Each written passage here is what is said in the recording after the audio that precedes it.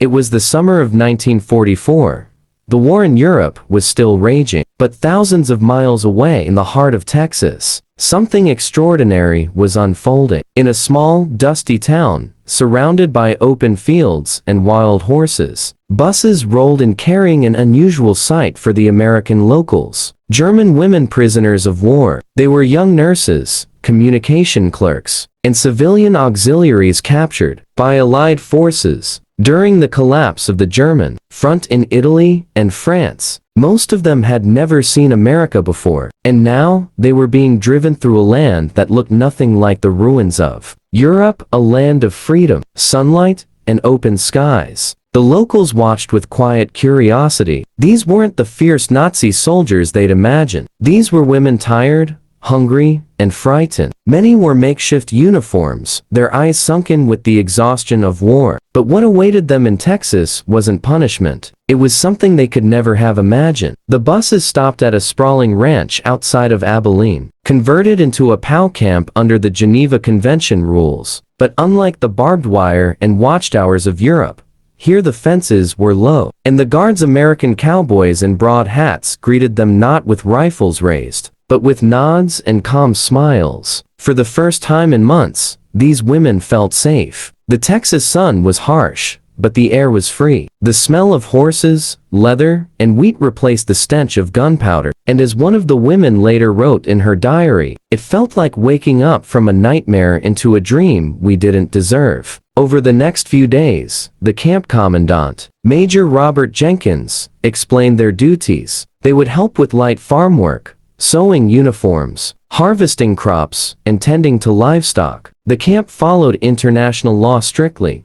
No abuse, no humiliation. In fact, Jenkins insisted they be treated like guests under supervision, not prisoners. But what shocked the women most wasn't the freedom, it was the Texans themselves. Cowboys, who'd lost sons in the war, still offered kindness. Local women brought food and clothes. And then came the strangest surprise of all. One morning, as the sun painted the horizon gold, the German women were led outside toward a corral of restless horses. Confused, they looked at each other. The cowboys smiled. "Time to learn how to ride," one of them said. The women laughed nervously. They thought it was a joke, but it wasn't. For the Texans, teaching the German women to ride was an act of humanity, a symbol that even enemies could share freedom under the same sky. And as the first woman was lifted onto a saddle, she trembled not from fear, but disbelief. War had taken everything from her. But here, in Texas, strangers were giving her something she thought was gone forever: dignity. The first few moments on horseback were awkward. The women gripped the saddles tightly, their hands trembling as the horses shifted beneath them. The cowboys chuckled softly, not mockingly, but warmly. "Don't fight the horse," one said. "Feel it. Let it trust you." For the German women, that word trust had become foreign. In the world they came from, trust could mean betrayal. But as the horses began to move, slow and steady, something inside them shifted too. The sound of hooves against dirt, the smell of hay, and the laughter of the Texans watching them, it all felt unreal. One of the women, Anna Keller, a 24-year-old nurse from Hamburg, later wrote in her journal, "They put me on a horse today. I wanted to refuse, but when the animal looked at me, I couldn't. For a moment, I forgot the war. I forgot who I was supposed to hate." That afternoon, as the lessons continued, the guards and cowboys became teachers, not jailers. They showed the women how to hold the reins, how to balance, how to trust the animal beneath them. The laughter echoed across the field, a sound so pure, it caught even Major Jenkins' attention. From his porch, he watched with folded arms and a faint smile. "That's what freedom sounds like," he murmured. By evening, the camp was filled with a calm energy. The women, though technically prisoners, walked freely between the tents. They were given books, music, and even paper to write letters home, though most letters would never reach Germany. The kindness of their captors was confusing. They had expected hatred, maybe even revenge. Instead, they were offered a small piece of dignity. At night, under the wide Texas sky, they lay in their bunks listening to distant coyotes howl. It was a strange comfort, a wild reminder that they were still alive. Anna's friend, Greta, couldn't sleep. She whispered across the tent, "Do you think they pity us?" Anna turned her head and replied, "Maybe.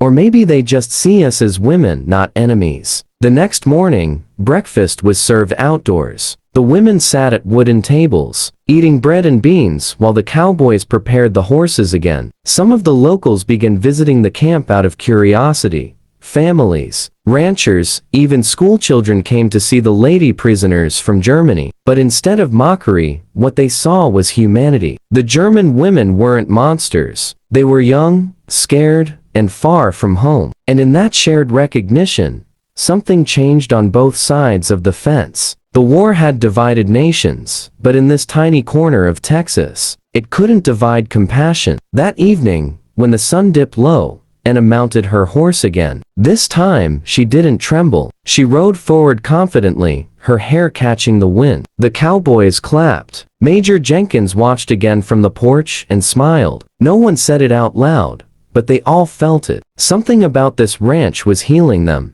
both the prisoners and the men who guarded them. Days turned into weeks, and the Texas ranch began to feel less like a prison, more like a small, isolated world where the war couldn't reach. The German women had adjusted to the rhythm of ranch life, waking before dawn, working with the livestock, and riding under the vast Texan sky. But among all of them, one woman stood out, Anna Keller. Her quiet strength and gentle smile drew the attention of one particular cowboy, Jack Dawson, a tall man with rough hands and eyes that had seen both war and heartbreak. Jack wasn't a soldier anymore. He had lost his younger brother in France, fighting the same army that now lived behind his fences. At first, he didn't want to even look at the German women. But one morning, when Anna's horse panicked and nearly threw her off, Jack ran forward without thinking. He grabbed the reins, steadying the animal and catching her just before she fell. Their eyes met. For a moment, the world froze. Two people enemies by nation, but strangers to hate locked in a silent understanding. Anna whispered, "Thank you." Jack nodded. "You've got to relax your grip. The horse can feel your fear." From that day on, he started helping her more often, showing her how to control the horse, how to ride with balance. He didn't talk much,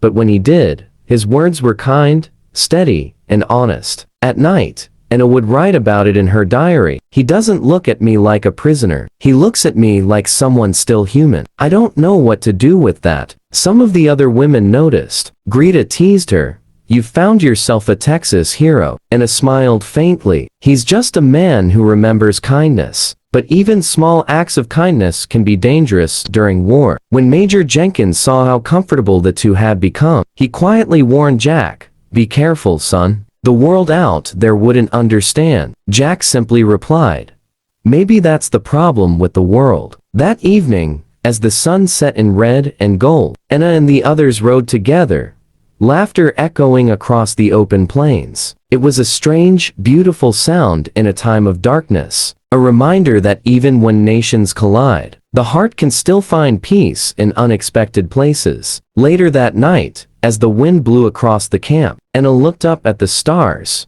So many, so bright, so endless. She whispered to herself, "If God forgives us, maybe He sent us here to remember what mercy looks like." And somewhere nearby, Jack stood by the fence, smoking quietly, looking at those same stars. Different languages, different sides, but the same sky. A few weeks later, a message arrived from the regional command in San Antonio. The POW camp had been selected for a community integration trial, a controlled experiment under the Geneva Convention rules. It meant the German women would be allowed, under guard, to work in nearby towns helping with harvests, cleaning, and sewing uniforms for the local population. When Major Jenkins announced it, silence filled the mess hall. The women couldn't believe what they were hearing. "Outside? You mean, outside the camp?" one of them asked. "Yes," Jenkins replied. "You'll work in town, but you'll also be seen. People will know who you are." The next morning, the camp gates opened. Trucks waited to transport the women. The sun was already high, beating down on the dusty road leading to the small town of Abilene. Anna sat in the back of the truck, the wind whipping her hair, her heart pounding with uncertainty. As they entered town, the reaction was immediate. Shopkeepers paused mid-step. Children stopped playing. Women carrying baskets froze in surprise. German uniforms here in Texas. For many locals, the memory of sons and brothers lost in Europe was still fresh. But instead of anger,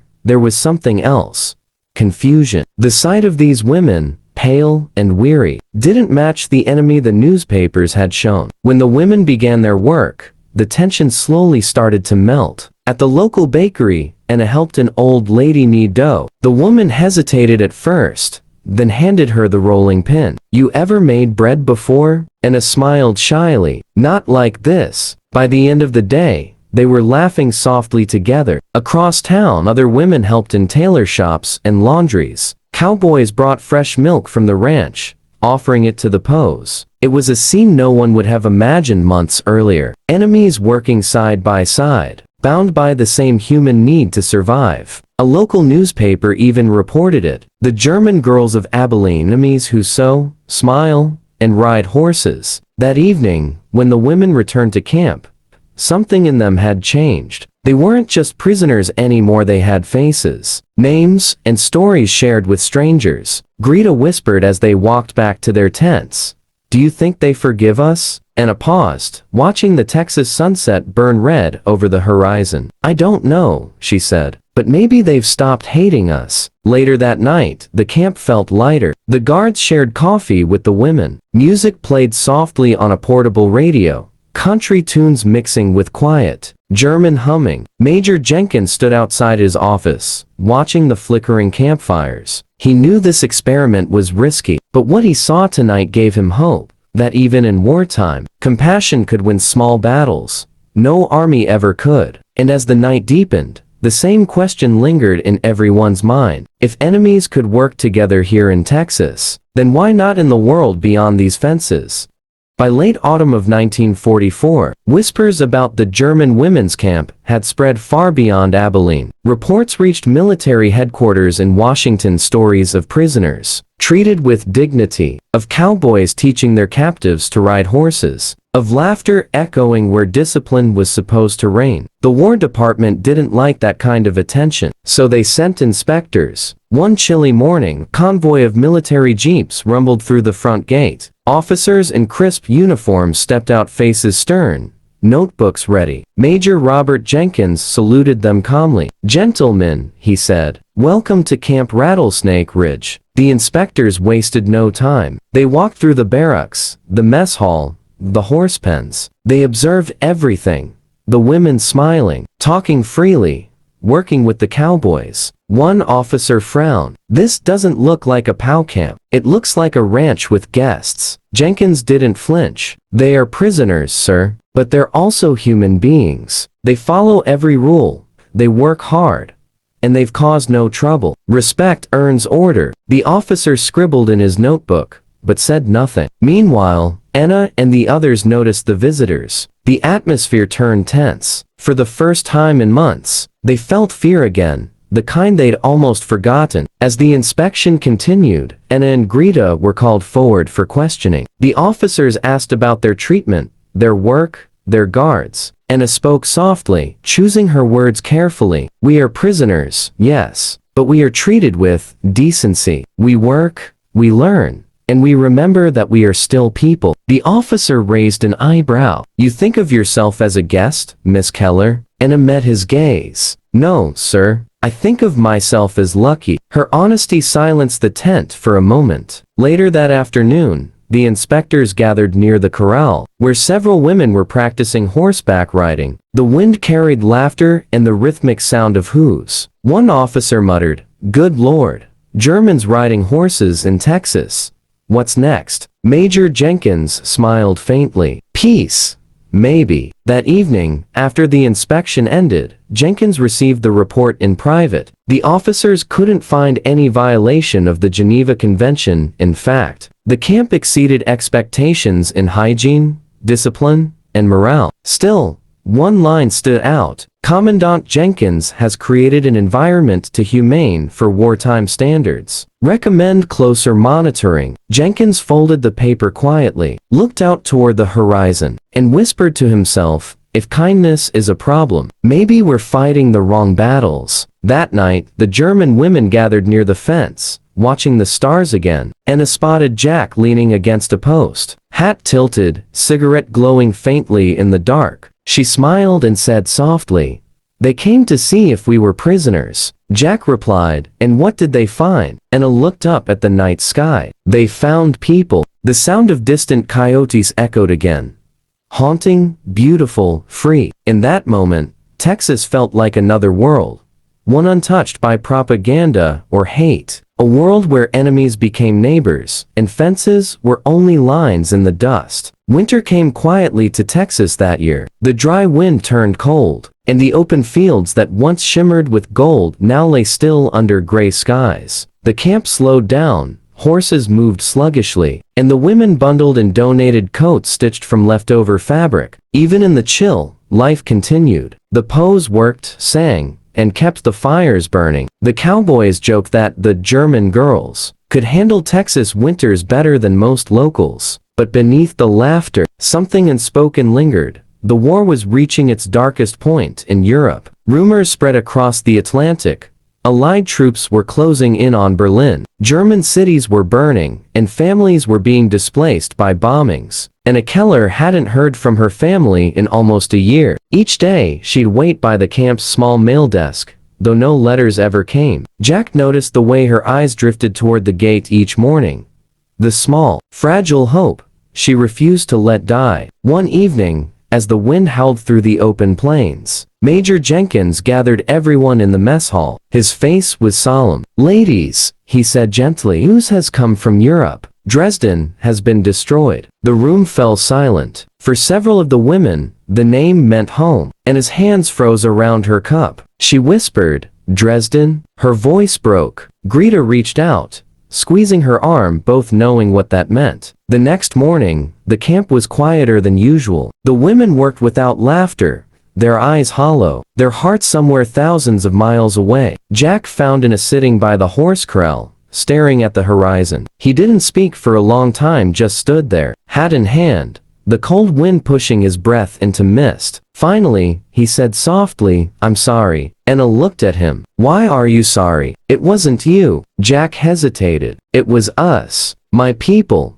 My side." She shook her head. "No, it was war." There was no anger in her voice, only exhaustion, the kind that seeps deep into the soul. That evening, the Cowboys lit a large fire in the center of the yard. They didn't say why, but everyone knew it was for the women. A silent gesture of respect, of mourning. Anna and Greta stood close to the flames, faces lit by the glow, tears glistening like glass. Someone began humming an old German lullaby, soft, haunting. The melody drifted into the night air, mixing with the crackle of the fire and the endless wind. Jack watched from a distance, his chest tightening. These women, once called enemies, were now part of their world, woven into the fabric of the ranch, of Texas itself. Later, as the fire dimmed and the stars reappeared, Anna whispered to Greta, "Do you think home still exists?" Greta looked up at the sky. "Maybe not the same one, but maybe. We're building a new one here." And for the first time in days, Anna smiled faintly. The war still raged far away, but here, surrounded by cowboys, horses, and open skies, a different kind of peace had quietly taken root. Spring returned to Texas like a slow awakening. The fields bloomed again, the horses grew restless, and the air carried the scent of earth after rain. The women worked as usual, but something felt different. It was as if the world itself was holding its breath. Then, one April morning, the radio crackled in Major Jenkins' office. The sound was faint, distant, but the words were clear enough to still the room. "Germany has surrendered. The war in Europe is over." For a long moment, no one moved. Outside, a cowboy stopped mid-swing with his lasso. A German nurse froze while feeding the chickens. Then came the sound of something strange, laughter mixed with sobs. The war was over, but for the women of Camp Rattlesnake Ridge, the meaning wasn't simple. It meant freedom, but also uncertainty. It meant they could go home, but to what home? To rubble? To silence? That night, Major Jenkins called everyone together in the open yard. The cowboys stood beside the German women, their faces lit by lantern light. Jenkins spoke with quiet gravity. "Ladies, I have received confirmation. Germany has surrendered. You are no longer prisoners of war. The process to return you home will begin within weeks. A murmur ran through the crowd. Some women clapped softly, others began to cry. Anna just stood still, her heart heavy with emotions too tangled to name. After the meeting, she found Jack near the corral. He was leaning against the fence, hat low over his eyes. "So," she said softly, "it's over." Jack nodded. "Yeah, and for the world, maybe. Doesn't feel that way here." They both knew what he meant. The camp had become something beyond duty or war. It had become home. Anna looked toward the horses, her horse, a gentle mare named Willow, pawing the dirt impatiently. "I'll miss her," she whispered. Jack smiled faintly. "She'll miss you too. You taught her to trust." Anna turned to him. "No, Jack, you taught me." For a moment, the silence between them said everything. Words couldn't. The next few days passed in slow motion. Trunks were packed. Uniforms were folded. The American flag at the gate fluttered quietly in the spring breeze. Greta tried to keep spirits high. "Can you imagine? Real bread, real beds." She laughed, though her eyes were wet. Anna smiled, but her heart ached. Texas had become part of her soul. A strange kind of exile that had healed her in ways Germany never could. On the final evening before departure, the Cowboys organized one last ride. They saddled the horses, and as the sun dipped low, the women mounted up. Anna rode beside Jack one last time, the light painting their faces in gold and shadow. No one spoke. The air itself felt sacred.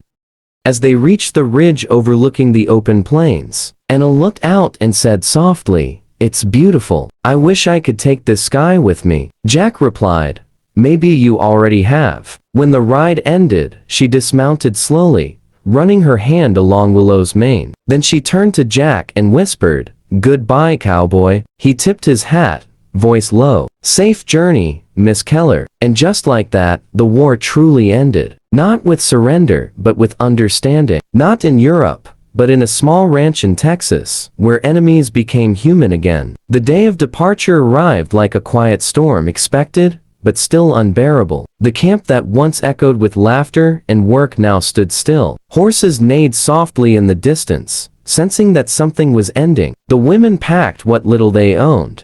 Hand-sewn scarves, letters that never reached home, sketches of the Texas sky. The Cowboys helped load the trunks onto the military trucks. Nobody spoke much. Words felt too heavy, too final. Anna folded her diary carefully, tucking it into her satchel. It had become her most precious possession, a record of days when kindness existed in the middle of chaos. As the women gathered in the yard, Major Jenkins stepped forward. He held his hat in his hands, eyes glinting under the morning light. "Ladies," he began softly, "you came here as prisoners. You leave as women who taught us something we'd forgotten, that humanity can survive even war." He paused, looking at the faces before him. "I hope when you return home, you tell your people that Texas remembered mercy." There were no cheers, only silence, deep and sacred. Then, something unexpected happened. One of the cowboys stepped forward, holding a small American flag. He extended it toward Anna. "For remembrance," he said. Anna hesitated, then took it with trembling hands. "Dank," she whispered. "For everything." When it was time to board the trucks, Jack was nowhere to be seen. Anna scanned the crowd, her heart pounding. Then, at the far edge of the corral, she saw him standing beside Willow, the horse she had learned to ride on. She ran toward him. The guards didn't stop her. For a long moment, they simply looked at each other, neither knowing how to say goodbye. Jack spoke first. "They'll be taking her too, you know. Willow's going to another ranch." Anna smiled sadly. "Then she'll be free too." Jack reached into his pocket and pulled out a small object. A silver spur, worn but polished. "Here," he said quietly, "to remember Texas." Anna took it gently. "And you'll remember Germany," she replied, slipping a pressed flower from her diary into his hand. No tears, no promises, just a silent exchange between two people who had found something rare in a time of ruin. As Anna climbed onto the truck, she looked back one last time. The camp faded behind her, the fences, the corral, the cowboys tipping their hats in farewell. And there, standing tall against the horizon, was Jack. He raised his hand slowly in a final salute. The trucks rolled away, engines rumbling, dust rising into the morning air. The women looked out through the small windows, their eyes full of gratitude and loss. For months, they had lived as prisoners, but Texas had given them something Germany never could, the memory of dignity. Anna opened her diary and wrote one final line as the landscape stretched endlessly ahead. I came here in chains. I leave with wings. The trucks disappeared over the ridge, leaving only silence and a few horses grazing under the Texas sun. Major Jenkins watched from the porch, hat over his heart. He whispered, "Godspeed, girls." And in the wind, for just a moment, it sounded as if laughter faint and distant was still there. The journey home was long, uncertain, and filled with silence. For days, the trucks rolled across the endless plains, then onto trains, and finally toward the East Coast. The German women watched the land change, from the wide Texas sky to the crowded ports of New York. There, waiting ships would carry them back to a continent they barely recognized. As the women boarded, American soldiers handed them food, blankets, and small letters of recommendation verifying their conduct as POWs. Anna tucked hers carefully into her diary, proof that kindness existed even in the shadow of war. When the ship finally set sail, the Texas coast faded into the mist. Anna stood at the railing, clutching the silver spur Jack had given her. She closed her eyes, feeling the salt wind on her face. Greta joined her, leaning quietly beside her friend. "Do you think we'll ever see them again?" she asked. Anna shook her head softly. "No, but maybe. They'll remember us when they look at the sky." The voyage took weeks. The women spent the days writing, sewing, or staring into the endless gray ocean. At night, they spoke of Texas, the horses, the cowboys, the laughter that had once filled the camp. It felt like a dream they had woken from too soon. When the ship finally docked in Hamburg, the air was cold and heavy with smoke. The city was unrecognizable, bombed-out buildings, hollow streets, and children digging through rubble. The women disembarked in silence. No flags, no welcome. Only the sound of the wind whistling through ruins. Anna clutched her satchel tighter. The diary inside felt heavier than ever. She passed by a wall covered in missing person posters. Mothers, sons, husbands. Faces of a nation that had lost itself. Greta whispered, "It's like the war never ended." Anna replied quietly, "Maybe it didn't." They were given temporary papers and told to report to a resettlement office. Food was scarce, and homes were gone. For many of the women, there was nowhere to return. Some were reunited with family, others found nothing but ghosts. That night, Anna found herself walking along the Elbe River, her boots crunching against broken glass. She reached into her coat pocket and pulled out the silver spur, polished smooth from her fingers. She turned it over in her hand, remembering the sound of hooves, the warmth of the Texas sun, and Jack's quiet voice telling her to trust the horse. For the first time since she'd left, she allowed herself to cry, not for loss, but for the strange beauty of what she had once been given. Freedom inside captivity. A nearby church bell rang hollow and lonely. Anna whispered, "Texas feels like another lifetime." She opened her diary, flipped to the final page, and wrote, "The war gave me chains, but Texas taught me how to be free. If the world ever forgets, I will remember." As the wind carried the smell of smoke and salt across the river, she looked up at a sky that was no longer wide, but still familiar.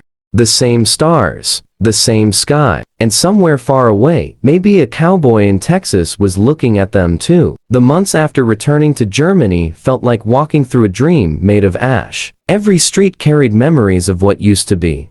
Laughter, families, music now replaced by silence and dust. But life, no matter how broken, has a way of pushing forward. Anna Keller found work at a makeshift hospital in Hamburg, tending to children who had lost everything. She wore no uniform now, only a simple gray dress and the same quiet strength she'd carried since Texas. Her diary lay by her bedside each night. She wrote in it whenever the world felt too heavy, about the horses, the endless skies, and a man who taught her that enemies could be kind. Winter came again. Snow fell through the holes in the hospital roof, and the world seemed frozen in grief. Then, one morning a letter arrived. It was small, the paper slightly yellowed from travel. The return address read, Rattlesnake Ridge Ranch, Abilene, Texas, USA, and his hands shook as she tore it open. Inside was a single folded page and a photograph. The photo showed the ranch under the Texas sun, the corral, the wide fields, and standing beside a familiar horse, Jack Dawson, smiling faintly, hat in hand. The letter was written in simple,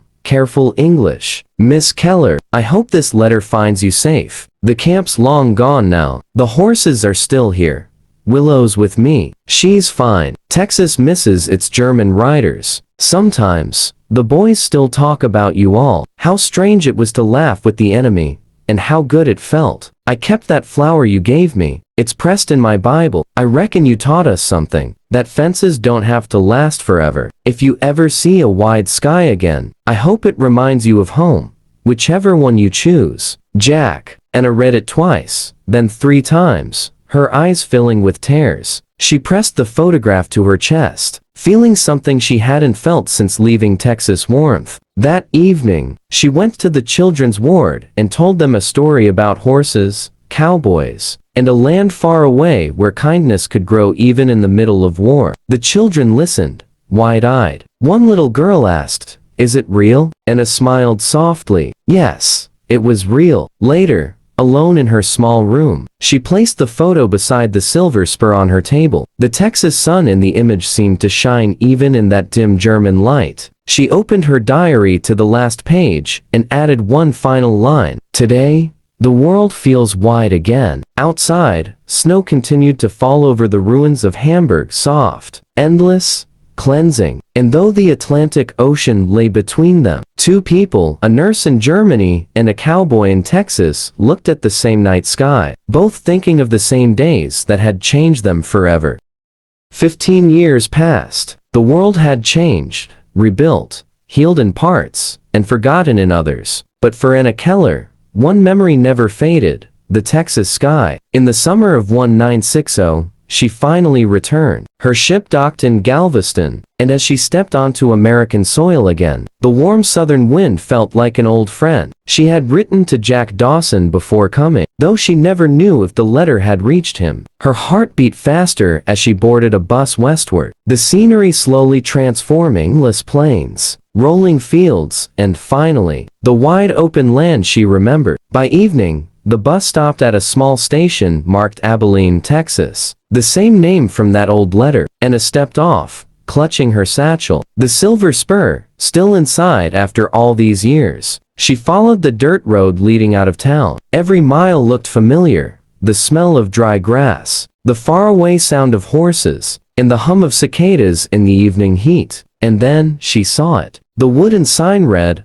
Rattlesnake Ridge Ranch. Her steps slowed. The corral, the barns, the fences, all still, only older, quieter. A man stood near the stables, his back turned. His hair was gray now, his shoulders broader, but she knew. Jack, she called softly. He turned. For a long moment, neither of them spoke. The years between them vanished in an instant. Anna Keller, he said at last, smiling in disbelief. She nodded, tears in her eyes. You still remember me? How could I forget the woman who tamed my wildest horse? He replied with a laugh that cracked into emotion. They walked through the ranch together, past the same stables where she'd learned to ride, the same corral where she'd once fallen and laughed until her sides hurt. Willow, the old mare, was gone now, but her daughter, a young horse with the same white streak on her forehead, ran freely across the field. Jack pointed and said, "That's Willow's girl, born the year after you left." Anna smiled, whispering, "She looks free." Jack replied quietly, "So do you." They sat on the porch as the sun dipped low,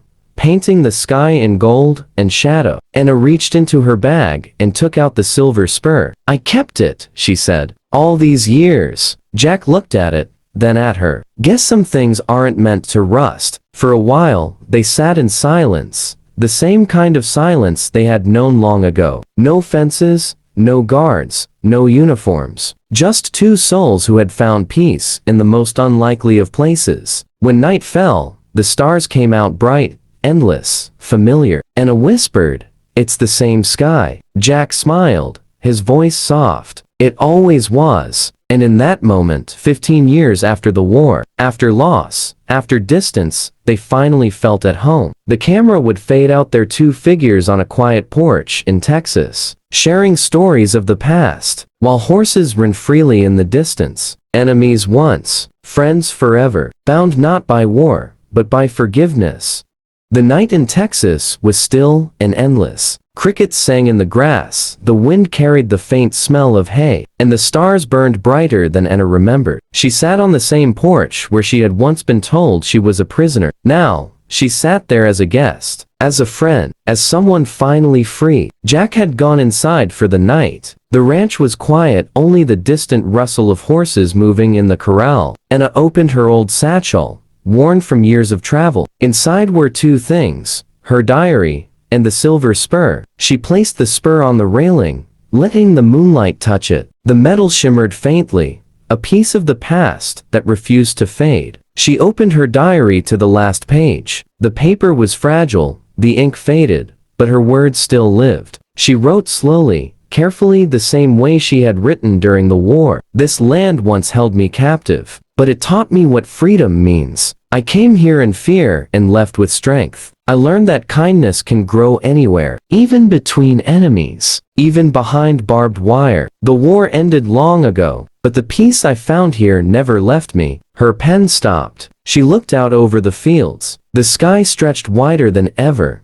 a cathedral of stars. In the distance, she could hear the horses, their steady breathing, their quiet movement, the sound that had once carried her away from fear. A soft breeze lifted her hair as if whispering, "You're home now." She smiled, closing the diary for the last time. The worn leather creaked softly, the sound of endings, of peace. Anna whispered into the night, "Dank, Texas, for everything." The next morning, Jack found her on the porch, sitting quietly, the diary resting on her lap. She looked up, smiling faintly. "I wrote my last page," she said. He nodded. "Then I reckon the story's complete." She stood, slipping the diary into her bag. "No," she said softly. "It's just begun somewhere else." They walked together down the dirt path toward the corral. The horses trotted near the fence, curious and gentle. Anna reached out, stroking the young mare's nose, Willow's daughter. The horse leaned close, breathing softly against her palm. Jack said,